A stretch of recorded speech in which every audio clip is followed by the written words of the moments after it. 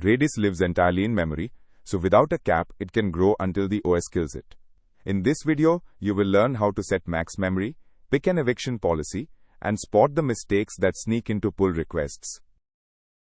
By default, Redis has no memory limit, which is fine for development but dangerous in production. Setting max memory tells Redis to stop accepting new writes or start evicting old data once that ceiling is reached.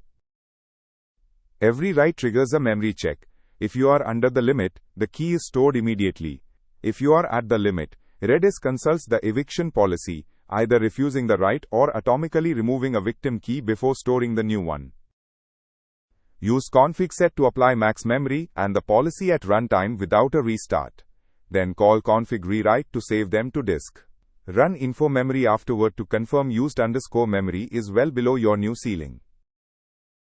When reviewing a pull request, check that max memory is both set and persisted, that the eviction policy fits the workload, and that the limit leaves headroom for the operating system, typically 10 to 20% of total RAM.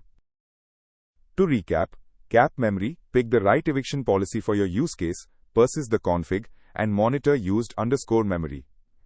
Do all four, and your Redis instance will never silently disappear under load.